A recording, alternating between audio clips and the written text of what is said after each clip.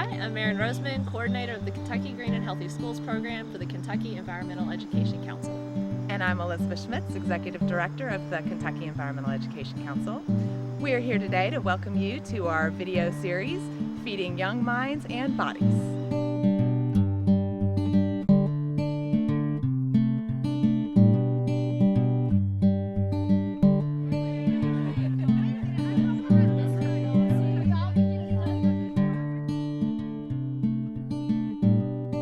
We had started a garden here in this area that you see. We were able to clear this area out. It was originally a playground for the elementary that was here several years ago. So it became just a vacant land, and we thought, well, it'd be a good use of this to clear it out and start just a beginning bones for a garden to get kids engaged. But the grant allowed us to expand it beyond what we originally had thought. This project was funded by the Foundation for a Healthy Kentucky. They wanted a significant portion of the funds to be directed to the school for the expansion of their garden and development of an outdoor classroom. The task force is a group of several teachers, administrators, students, and other faculty as well. I wanted to say how excited I am about this grant and about your all's enthusiasm for this project and for getting outside and gardening at school and getting to eat some of that food in your cafeteria. The task force was the main group that worked with the garden. All of the students worked with it, but it was mostly the task force. We chose to use the Green and Healthy Schools program as a framework for student involvement. The program was a really good fit because it's a part of the Green and Healthy Schools program. Students take a leadership role, and so as students do some research to get ideas for projects, they then do a proposal for the project and then report on their project at the end. We chose what plants were going to be planted, when, and when they were going to be harvested.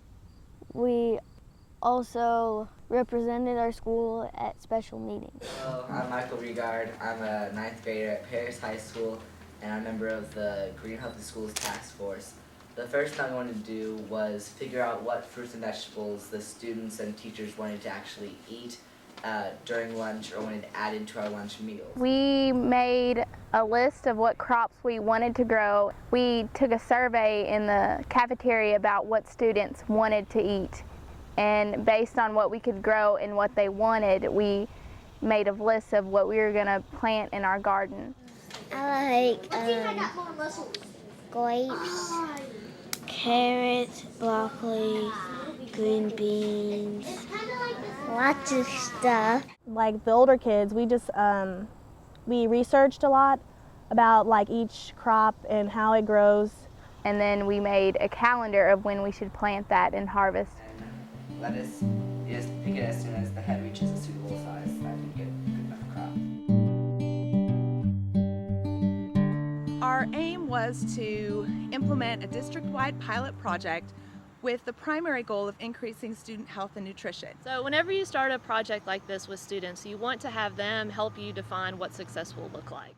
My favorite part was the planning of the garden and then having the garden realized, sort of, and seeing all the work that was put into it. But it's really important for them to learn the skills to look at what's already existing at their school and how what they want to do will fit into that so that the project will be sustainable. With the Paris students, we started with the health and safety inventory because that was the most logical fit for this project. We also realized that the garden was going to be more of an outdoor classroom that would encompass many other topics. So, outdoor classroom use. We want more hands-on learning and better teaching. Being able to add an outdoor classroom is probably our highest priority right now because we really want to get kids outdoors. We see that for multiple reasons. One, my big mission is to think that kids can learn anywhere. They don't need to be in the four walls of a classroom to learn. What do you think of the outdoor classroom? I think it's going to be awesome, and I really like how they did all the staggering and all the steps and everything. Yeah, it's nice to see that our drawings actually came to life. I thought it was pretty amazing because compared to last year, everything's grown up. We have more beds, the outdoor classrooms being started. Before it was just a dirt lot. And just to see how everything's changed, it's become a really nice garden.